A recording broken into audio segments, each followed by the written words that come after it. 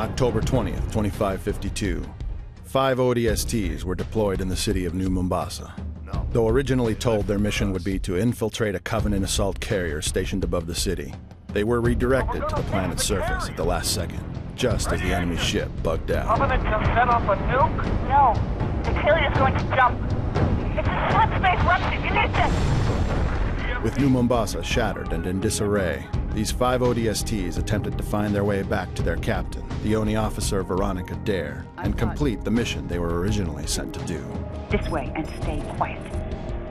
But who were these brave 5? At the head of the pack was Gunnery Sergeant Edward Buck, a career Marine who served against the Covenant as early as Harvest in 2525, and as late as Reach only weeks prior. We need to get above this crap. Link with the B-net. One of our drones must have seen where they hit.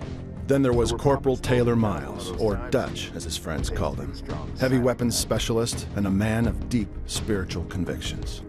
Next in line was Lance Corporal Kojo Agu, or Romeo for short. Deadly and proficient with the sniper, despite being a little unruly with his mouth. I take it back. Navy got its butt kicked. Hey, Romeo, remember when I told you to shut your mouth? Yeah? Consider that a standing order.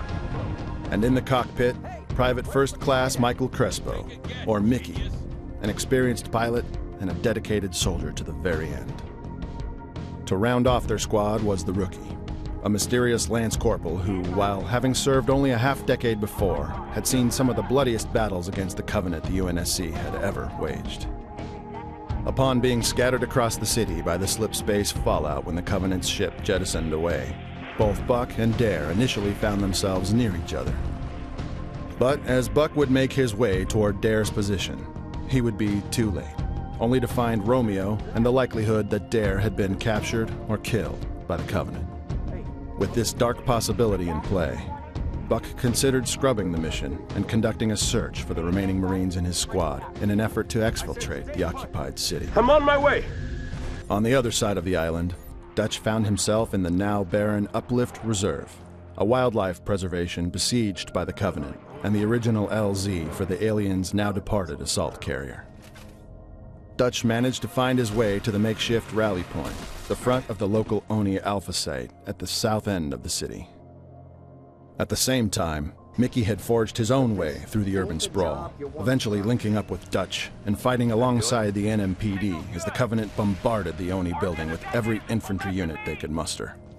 Failing to protect the building and its extremely sensitive information, the 2 Marines were directed by local command to ignite a series of charges which would destroy the ONI site and halt the Covenant's efforts to seize it. This day ain't turning out so bad after all!